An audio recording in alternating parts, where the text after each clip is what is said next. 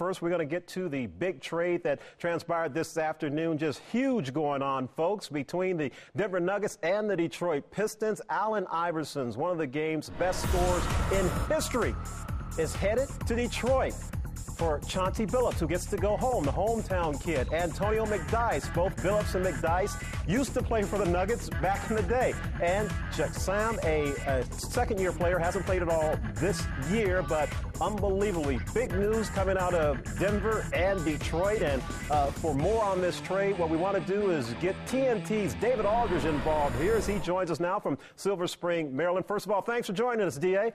Oh, you know, Drew, I wouldn't miss you on a day like today now. I got to tell you, unbelievably big, as we said, but tell me, why now? Why does this trade happen 2 games into the season? That's a good question. You know, Denver was starting to get a little antsy. I think they looked at their team and saw that it wasn't going to be what they had hoped it would be this season. Obviously, after getting rid of Camby in the offseason, they had some adjustments to make. And they needed a point guard. They needed a guy that could come in and kind of get the ball to Carmelo Anthony, get the ball to some of their other players. Allen is a very good passer at this point of his career.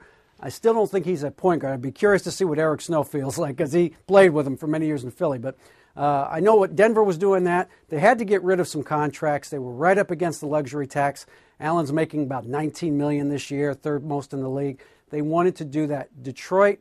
Hey, you saw Joe Dumars. You heard Joe Dumars after they lost in the conference finals last year. They was going to blow that team up. He did not like the way they played in that series.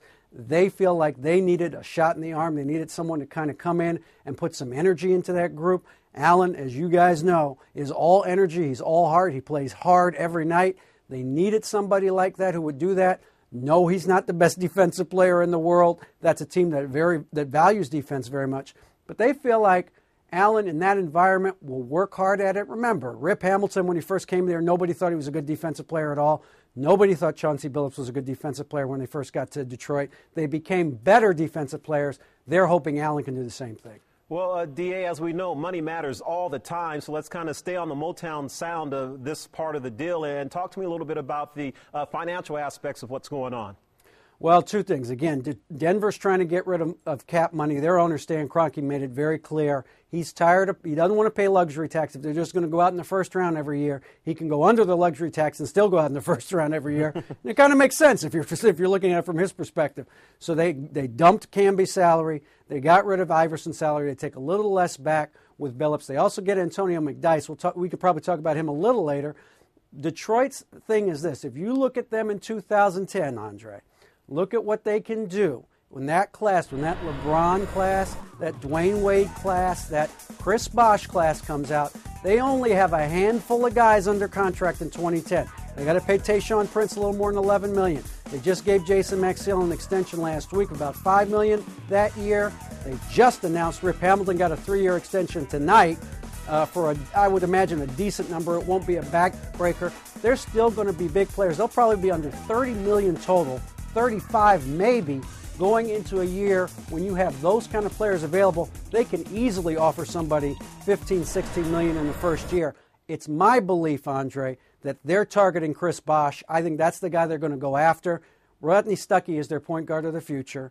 He knows, they're committed to him. He's going to be their guy. They just gave Rip Hamilton an extension. They're very happy with Tayshaun Prince and the all-around game that he provides. What they've needed is a big to replace Rasheed Wallace. And I think Joe Dumars, he whiffed on Chris Bosh a few years ago when he took Darko Milicic with that second pick in that 2003 draft. I don't think he's going to whiff again. I think he's going to really try to get Chris Bosh in 2 years. Well, David, yes. You're saying all of this, and sounded good, didn't it, Gene? It sounds great, David. It sounds great. But I really, do you really think that they're going to try to go after the Bosches and the D Wades and them type of guys? You know them guys who want to stay with the Miamis. They want to stay with the Torontos. That's just a far catch to say that. I don't think that's going to happen. Well, I think what do you got to tell me something. Well, I'll say this. I think Chris Bosh is a guy who he's an Olympian. He's an all-star. He's one of the elite players in this league. But you don't hear Chris Bosh's name mentioned when you talk about MVP candidates. You don't hear his name mentioned when you talk about all NBA first team.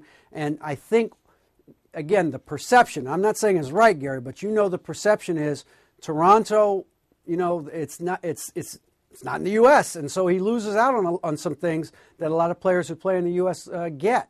And I think recognition might be one of those things. So, and look, you know this now. Money talks. Now, they're going to have some money to throw at him, a big check to throw at him. And, people will play wherever that check clears. And whether it's Cleveland with LeBron or somewhere else, they'll go with him. Now, that 15th and 30th, if that check clears in the bank, well, he'll play in Detroit now. So don't get it twisted. You know that now. So, I mean, he'll play in Detroit and it's not like they won't have any talent to surround him with. So I think that's the guy that they're going to try to get in a couple of years. Sure, they'll take a look at LeBron. But LeBron, look, everybody that has cap room is going to go after LeBron. So it's going to be LeBron picking a city as opposed to anything else. Dre, how you doing? Eric Snow. What's happening? My question is, I know that, I'm a big fan of Allen Iverson. You know that. Yep. But I wonder, what do you think? Do you think this is a one-year thing for Detroit? Maybe a two-year thing? Or, if Allen Iverson is a free agent, do they keep him, sign and trade? Question. If you do that, then it's a year in between that 2010. Right. No, that's a good question. A very good question, Eric. I don't think they know yet. I think they're going to look at this year. They're going to see what Allen brings to them. If he still has the ability to kind of lift a team. One of the things that they're excited about is they think that this is the most talent that Allen's ever gotten to play with in his career in terms of across the board, the depth that they have on that team this year. They feel like this is as talented a team as he's been on, and so they're excited, and they think he'll be excited about playing with that group, and they want to see what he does with that group. Now, they could remember, you're right, he is a free agent, but Allen's made so much money. I think they're hoping that, like Kevin Garnett, he'll take a little bit less than he could take on a max deal if he likes it there and wants to stay there. Allow them to have some of that flexibility going forward again in 2010 to really be a player to go after some of those other free agents. All right, D.A., we appreciate you coming in here and helping us out here. And first of all, we got our Aldridge family jackets on tonight. I know Gary and Eric were really appreciating that part of the story. But well, of course. Hey, stay on top of this, and we'll be checking right back with you, all right? Absolutely. Look forward to seeing you guys again. All right. David Aldridge joined us there from Silver Spring, Maryland.